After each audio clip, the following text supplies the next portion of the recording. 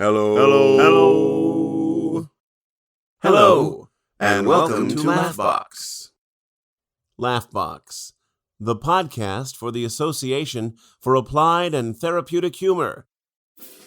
And now, here's your host, Chip Lutz.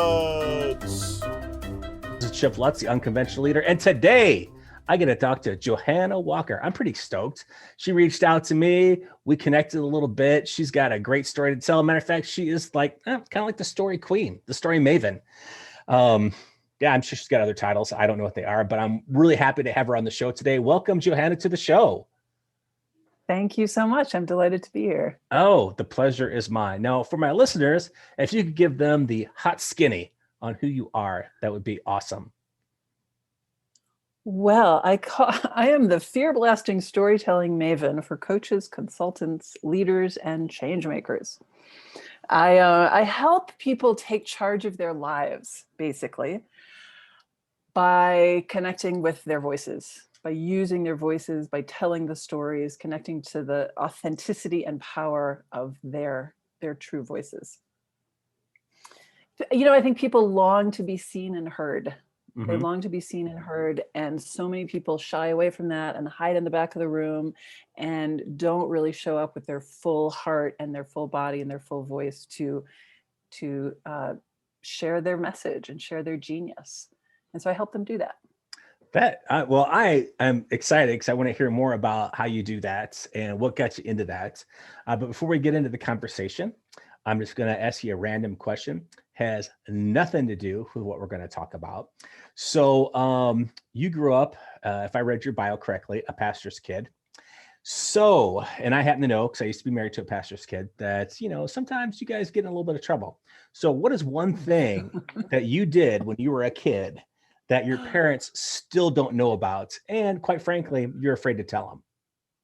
Oh my gosh. Well, the embarrassing thing was I always felt like I never lived up to that expectation. They always said preachers' kids are the worst. And I was an incredibly good kid. I was terrified of getting in trouble. I felt like I let everybody down by being such a good kid. But there must have been something. Once I stole some candy. Nice. Okay. Well, we were not allowed to have. We didn't have candy. And I had a friend who, yeah, we didn't have sugar or candy was like a really special treat. It was a special occasion when we got to have candy, and I had a friend who had a candy drawer in her house, and I could just like go over there after school and eat candy like with abandon. And once we went down to Ranker's, the little grocery store near our house, and we stole candy. Nice. It's nice. This story isn't about murder. However, the fact that you couldn't have candy and you went out there and got the forbidden fruit makes it just that much seedier. I like that. See, now if you just gone like you could have it, you know, at home and you're like, I'm just going to take some, but the fact that you couldn't have it. Right.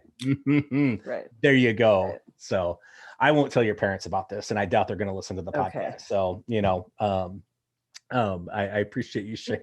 My mom is my biggest fan, so I think she probably will listen, actually. But that's so funny. My mom is my biggest fan. That's hilarious. You know, she has, you know, like my parents. Before my dad passed away, he had no idea what I did, but he understood what I did when I was in the Navy. But when I transitioned into speaking, he was like, he had no concept of what I did because, like, you know, he worked in a steel mill. You know what I mean? He's like, so that thing you're doing, are you doing okay? You know, are you able to make your mortgage? And I'm like, some months, yeah, other months, it's a little sketch. But anyway, that's awesome that your mom's your biggest fan. That is great. I can always count on likes from her on Facebook. That is awesome. Well, let's the first to like anything I post.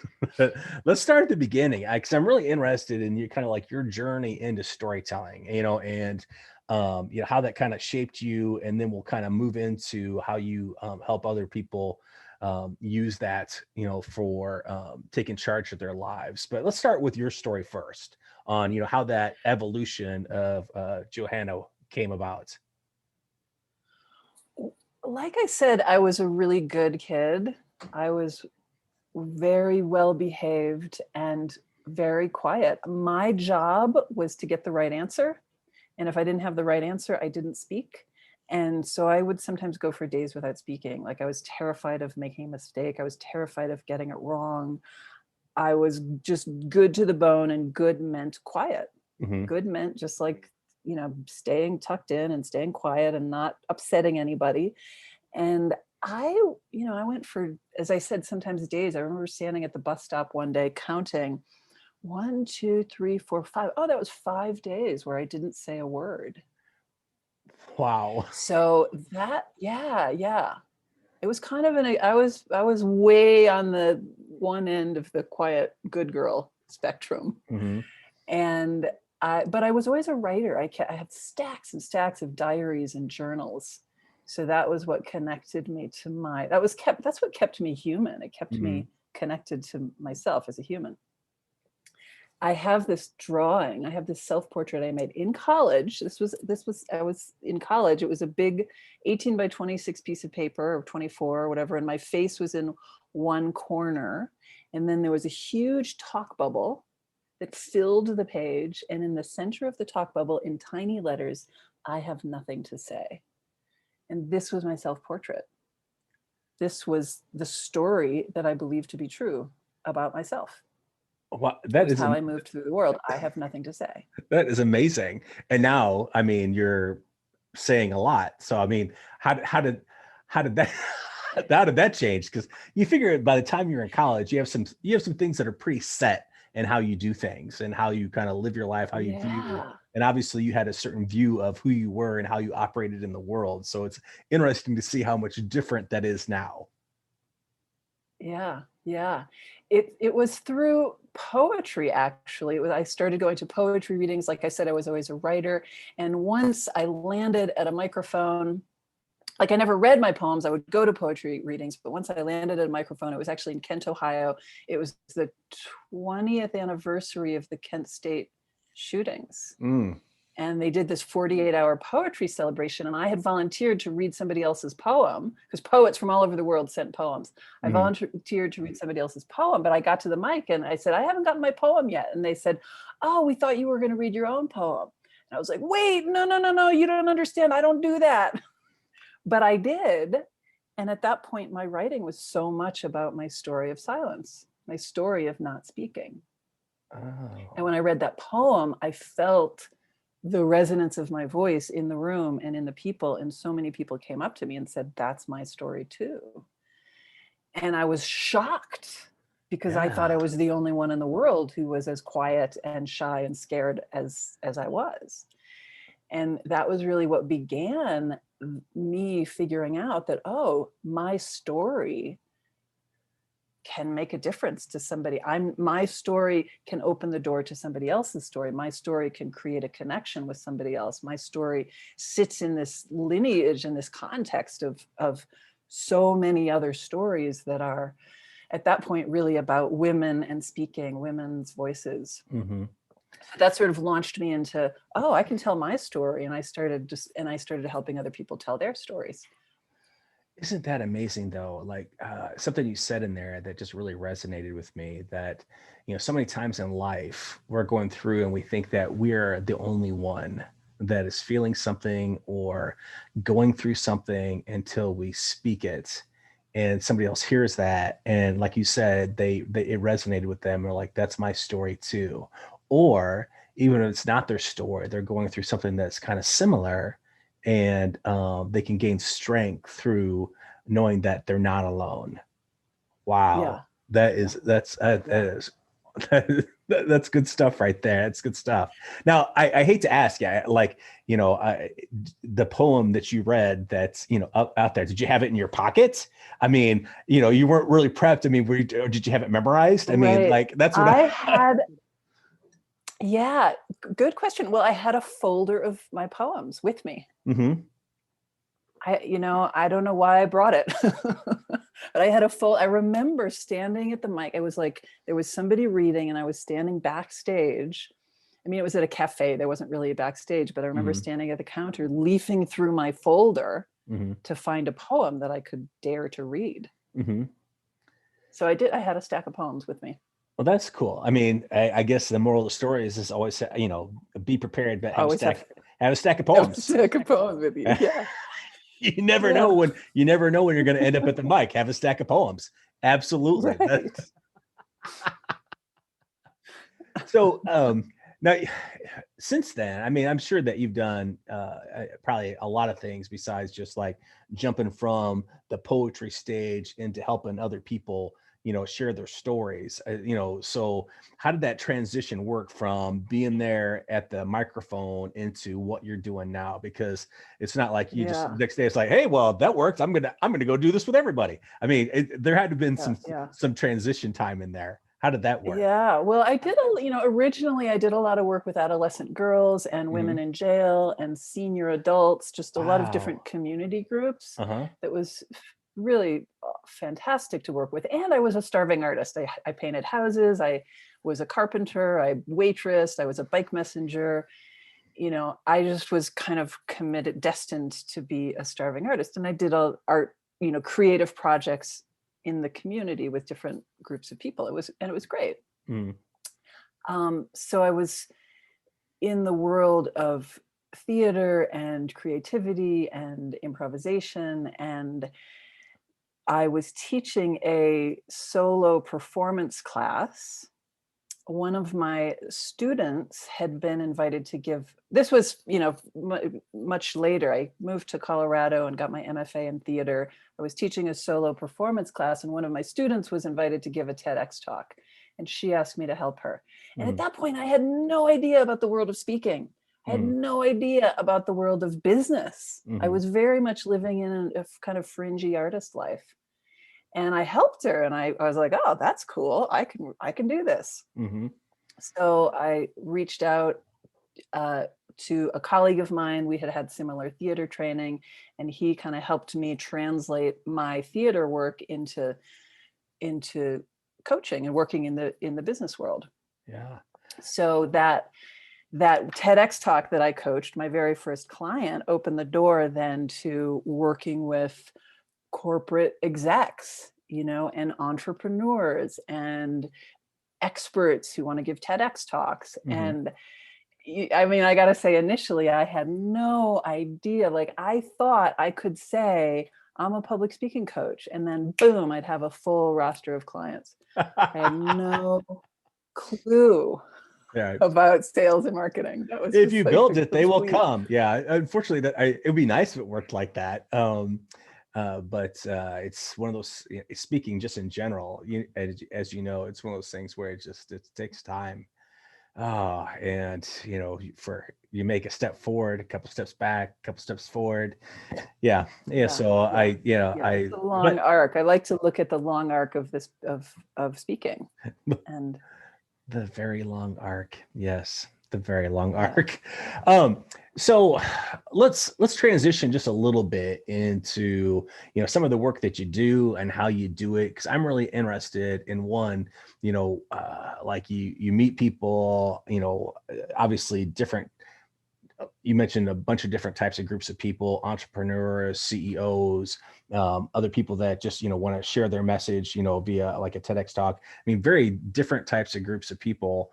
But they all have something in common as far as like sharing a message, sharing a story, for whatever purpose they're looking for. So when people are coming to you, I mean, walk me a little bit through some of the process you go through on kind of like mining some of the stuff for stories. Cause it's interesting to me, like, because I have a process, like I'll have a nugget in my head as far as, I remember that happened when I was a kid, and then I kind of work backwards and stuff. But I'm interested to see how you do that, and because it's got to be fascinating. Yeah, well, when I'm working with people specifically on stories, I have two different tracks. I work with people on content development, crafting a story and crafting the arc of their talk. That anytime you're giving a talk, you're taking the audience on a journey. And so how do we craft that journey? Where are they when they walk into the room? And where do you want them to be when they walk out? What's the journey you're going to take them on? So there's and what are the stories you're going to tell that are going to lead them where you want to lead them. So there's that content development. And then the other track is working with presence and connection and delivery, and how do you really show up fully in the room? How do you manage the nerves and the fears? How do you make the connection, especially now virtually? How do you connect through the screen? How do you show up more fully on the screen? So I, depending on who, who comes to me and what they're looking for, I kind of break it into these two different categories. Let's start with the presence piece, because I noticed that in watching your videos that you just don't like jump right in. You take a moment and kind of like take the whole whole room in first, and then you kind of began. It was much different from a lot of talks that I've seen, a lot that I've watched. And I just, I appreciate the fact that it was just a little bit different, where it was just like this momentary taking the energy, or what, I don't know what it was. I mean, just like taking the room in and then beginning. So I assume that's part of the whole presence piece, I'm guessing. Or is that just like, yeah, what you that's do? definitely something. Well, it's what I do, and it's what I coach my clients to do too, is to take a moment and land, take a moment and arrive, take a moment and notice that there's an audience that you're speaking to, and to let them in, to land in that connection. Because ultimately what you want to do is connect with your audience. When you're connected, they're going to actually hear what you say. They're going to take the action you want them to take. So that first moment is such a powerful moment of communicating the message that you are here. I am here, and I have something to say that I want you to hear, you, the audience. And by taking that moment to land, that gets conveyed. The audience kind of settles.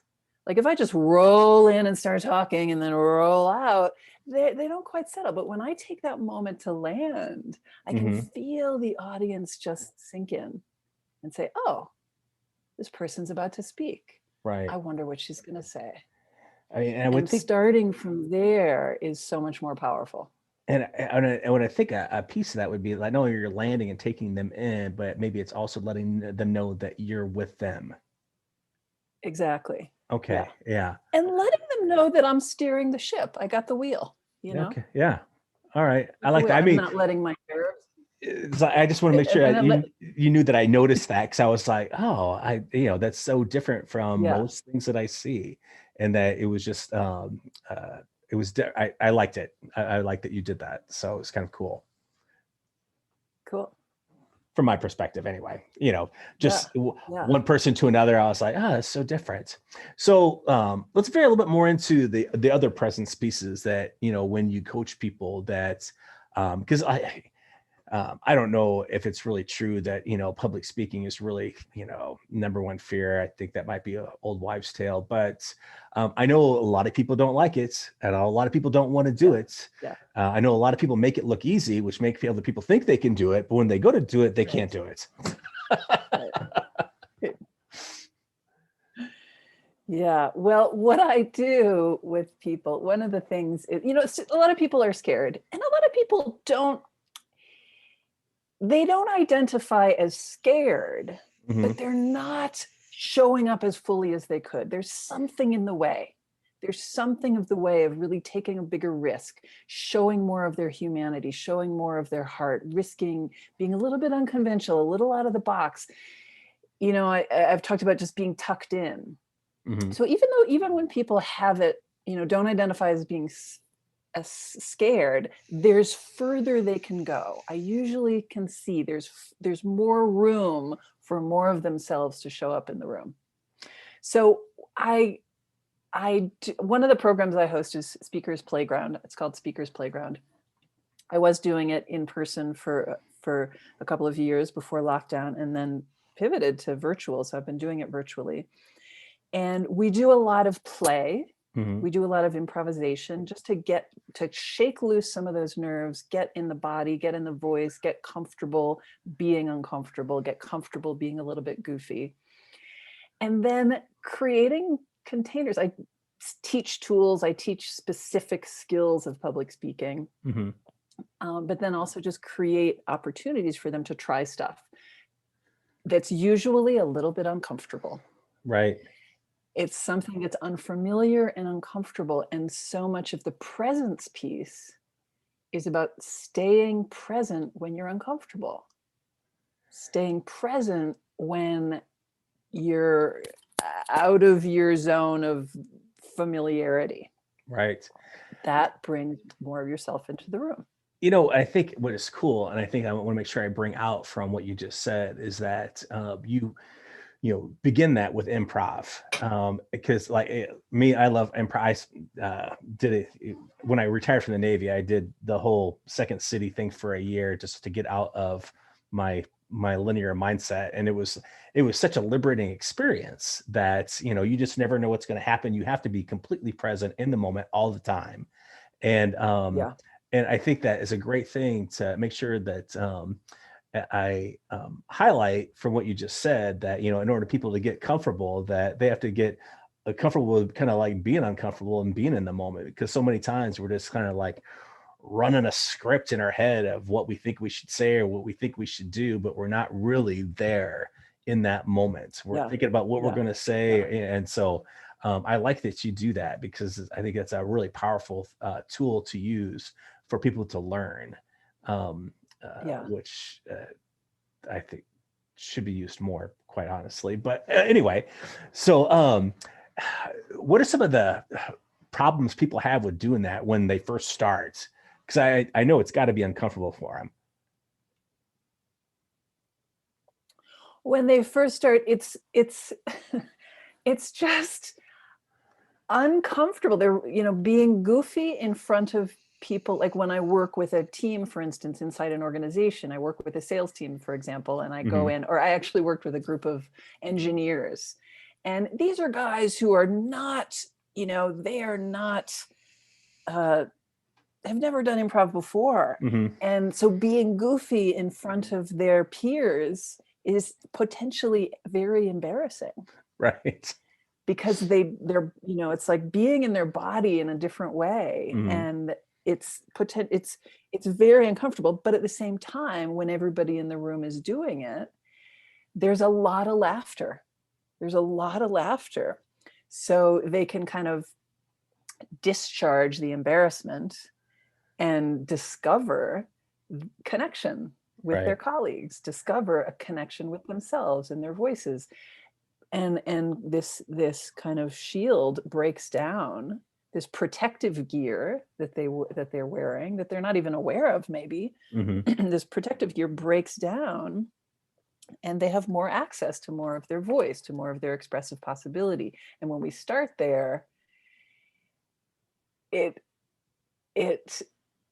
just sets the ground. It creates a foundation for more growth to happen. Right. Growth. And I would think, authenticity as well. And that's because to me, it's just one of those things that play really helps facilitate. That's, when people can laugh together. I mean, I think it was Mark Twain that said, "Against the assault of laughter, nothing can stand."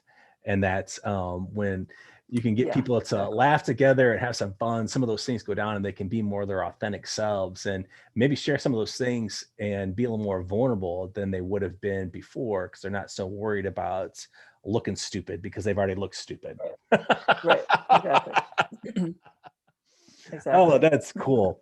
Now, and I do a lot with just the body too. I think we get pretty locked into habits and patterns of how we live in our bodies, and there's so much power, there's so much, our stories, because we go through the world living our lives in our bodies. Obviously the stories, our experience, our wisdom, it all lives in there, and we kind of can tend to be talking heads where it's just like my voice comes from my head and my throat, and that's it, and it's pretty locked down, it's pretty limited.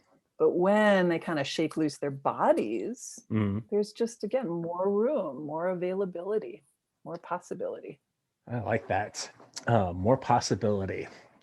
Because when, you got possibility, hey, you can do anything there. So let's move a little bit over to the other side of the work that you do on the storyline and content development piece, because I'm really interested in that as well. And I think that, you know, for anybody out there, any leader that's trying to, I don't know, move their team from one place to another, I think that a big piece that helps people move is knowing somebody else's story. And I really, I think that sometimes as leaders, we negate the power of our own story, and how powerful it can be for other people to hear, you know, and also connects them to you, can connect them to the organization. So, you know, can we delve into that a little bit on how you help mine some of that stuff? Yeah. Well, there are lots of stories to tell. Often we say, oh, my story. Mm-hmm. And my story is made up of so many little stories. Right. So many little stories. And there are so many different kinds of stories we can tell, and so many different situations where a story is really the thing that's going to cut through any pretense or judgment. And when you hear somebody's story, you connect to their humanity. Mm-hmm. And when that connection is there, so much more becomes possible. So when I work with people on finding the story, on crafting the talk, like I look at the story as, here's the thing that happened. And then we put it in the context of what's the bigger message you want to convey? Mm-hmm. What's the idea you want to get across? And how does the story serve that idea? So we go from one end. I like to mine for stories, and I have a bunch of different exercises I take people through just to dig, to chip away, to let the stories rise to the surface. Because one story, you know, when you hear a story, it makes you think of another story. Mm-hmm. When you tell a story, you think, oh, that reminds me of this. Right. Oh, that reminds me of when I was 10 and I lost my shoe in the Pacific Ocean. And so one story leads to another story, leads to another. So we do mining together.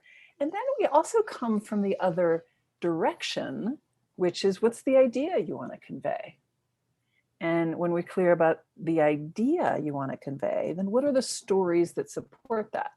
Mm-hmm. One of my favorite exercises, or go ahead. Did you want to? No. I was going to say, you know, I was just going to say that makes sense to me on thinking about, you know, the point you want to make and what stories you have that can, you know, help facilitate that point to other people. So that's all I was going to say. But I'm really interested in an exercise. I love application. Yeah.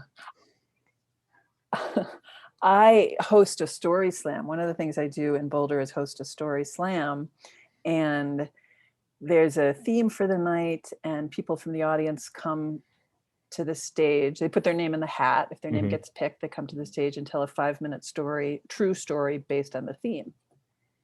So I've been doing that in Boulder for about 8 years. We've shifted to virtual since lockdown. Those stories are purely for entertainment. Mm-hmm. Those are just like, let me tell you a story. Let me tell you about this thing that happened to me, period. That's it. When I'm working with entrepreneurs or professionals, workplace professionals, and they're creating a talk and they want to tell a story, then it's really important that you know why you're telling the story. Mm-hmm. And that it is connected to the idea, and that it's connected to something your audience needs to hear. So, you know, part of it is, let me show you, I'm a human being. I have a heart. I have vulnerability. I live an actual life. I think more people need to tell those stories. Yeah. But here's how it relates to you. And it's really important to draw that thread, to draw that line. I like that, because I think that, more leaders need to humanize their leadership by just, you know, sharing a story. Like, you know, hey, when I was 5th grade, I pooped my pants and this would happen. I mean, you gotta let your people, I wouldn't share that story, but it's still good. It'd be a good story. Yeah, you do. And it's so important, again, that, you know, you're not just like, oh, I had this horrible childhood and let me tell you all about my, because everybody says I'm supposed to be vulnerable, so I have to tell you about all my childhood trauma. Mm-hmm. You know, so we gotta like kind of balance it out, where it's like, yeah, tell me your vulnerability, but make sure there's a direct line to me and why that matters to me. Yeah, otherwise it's just kind of like, it's more like the therapy for the speaker, just kind of getting out there. Right. Well, then Then my dad went out for a pack of Right. cigarettes and he never came back. Nobody wants to hear that. You should leave a little mystery. Yeah. Just a little Yeah. mystery. Sorry, in my head, I see somebody like a CEO sharing that story, and because somebody told me I had to be vulnerable, and everybody in there, it's just like Right. I don't think I can work here anymore. I don't. In my head, it was really hilarious. Excuse me, gotta Yeah, go. yeah. In my head, that was really hilarious. Yeah. But anyway, now, how do you, so thinking about that whole piece, that using that kind of like a segue on, trying to weave a little bit of humor in there. Do you help them try to weave a little bit in there? Because I think that's that's a big connection piece. I mean, you've got some improv theater background, and how does that play in? Yeah, I think humor is the more truthful you can be, that tends to open the door to humor. Right. Because there's so much pretense out there, and people trying to look good and trying to fit in and trying to make everybody see they're a professional and make everybody see they're an expert, and pretense keeps us from humor.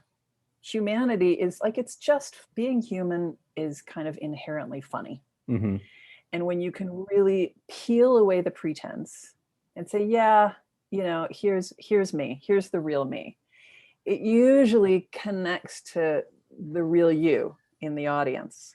And it can be funny, like those guys in the room doing improv. It was funny because they were all just being real together. Right. They were all just being real together. And so there was a lot of laughter because there's a little bit of embarrassment, because it's like, look at all of us goofy humans. And when you can just show up and be a goofy human without apology and without pretense, it becomes inherently funny. You don't have to try to be funny. Right. But it's I connect. It's like, oh, I can kind of let down my guard. Like, oh my God, thank God you're an actual human. Phew. Yeah. And we can laugh together. I like that you brought that out, because real life is unintentionally funny. And it made me think of, when you were saying that, it made me think of one of my improv teachers that, said that, basically the same thing, that you don't need to try to be funny. Just, all you have to do is like bring out real life things. Everybody has a junk drawer with stuff in it. So, if, Right. you're reaching for that on stage, somebody's going to resonate with that, and they're going to understand the funny thing about that, so I like that humanity piece and the real life piece, because real life is unintentionally funny. Every day. Every day. And we just need so much more of it. I think people are craving those connections, and it can be scary to take that risk and be the one who shows your humanity. But when you do, it becomes such a gift to the people around you.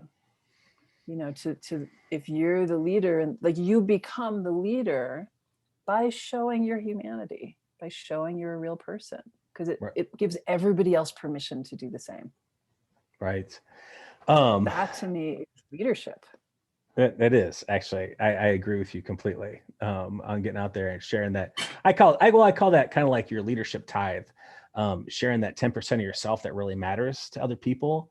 I mean, policies, plans, and procedures kind of like fade away, but the thing that remains is the investment you make in other people. That's that tithe piece. And I think a big part of that is, sharing yourself, sharing your humanity, sharing your story. Obviously, I think those are the things that remain with people. Those are the things, the people that I've worked with in my life, the people that have, shared that piece of themselves, those are the people I remember, and the people that really made an impact on me. Yeah. And it also, like what we were talking about, presence and discomfort, and it also, sometimes that can be uncomfortable for people to take that lead. Right. And when I talked about helping people take charge of their lives, like, that is such a powerful thing to do. When you take that risk and you're willing to get uncomfortable and you're willing to put yourself out, whether it's on stage in front of 300 people or in a meeting or with one person you're talking to, a colleague you're talking to, when you're willing to take that risk and show a little bit more of yourself, that pays off. It ripples in your own life, because you have to, what I find with myself, certainly myself and with my clients, you have to dig a little bit deeper. It's like, okay, I got this. And then you get connected to more of your power. And then it's like, oh, you show up a little bit more fully in your life. You show up with more confidence. That's the practice of developing confidence, is by putting yourself out and then putting yourself out again. And then it becomes yours. I was going to ask that, because I was not one of those things where I just like, you can do it in one day. I would think you said the word practice. So I would think that it's one of those things that kind of like a graduating scale. Maybe you get a little more comfortable, you build on a little bit more, you build on a little bit more, and then, you become a little more fully immersed in taking charge of your life and being involved in other people's lives. Yeah. I would guess. Yeah. When I first started my business, I got my first speaking opportunity. I was working with this coach, and he had said, "Now, Johanna, you have to go out and speak." And I was like, wait a minute. I'm not a speaker. I can help people speak, but I'm not a speaker. I have nothing to say. I kind of face planted back in that old story. And then a speaking opportunity came my way. So I took it. I was utterly terrified, but I made my way through. And, because I had done theater. I had been on stage as a theater artist, not as a speaker who shared acting ideas and thinking. Right. And so, and I find that each new stage that I step onto, like when I up level, it's easy to face plant in those old stories. And every step I take to a bigger stage, it's uncomfortable, it's scary. I go into the story of, oh no, I have nothing to say, but I do it, and then that story starts to get rewritten. Yeah. And it's the practice of putting yourself out. And then once that gets comfortable, you got to put yourself out a little further. And then that gets comfortable, you got to put yourself out a little further, and you keep practicing. And not limiting yourself by the story you tell yourself, I think, would be a big piece there too. Because sometimes like you're saying, we have certain things we tell ourselves about ourselves, and we start to believe those things, but those aren't all true. Sometimes we have to, like with your coach that said, "No, you need to go out and do this." You're like, "No, I'm an actor. I'm not a speaker. And, I can help people speak, but I don't do this." It's like, you had to kind of change that dialogue a little bit. So, that's, I think, a powerful thing to think about. It's that, it's important to share your story, but also important to maybe change your inner story too. Yeah. I always say one of the most powerful stories you can tell is the story you tell yourself about who you are and who you get to be in the world. Yeah, that sounded a lot smarter than the way I said it, but so I appreciate that. Oh, well, I have really enjoyed talking to you today. If people want to connect with you, they need them some more Johanna, where do you want them to go? How do they connect with you?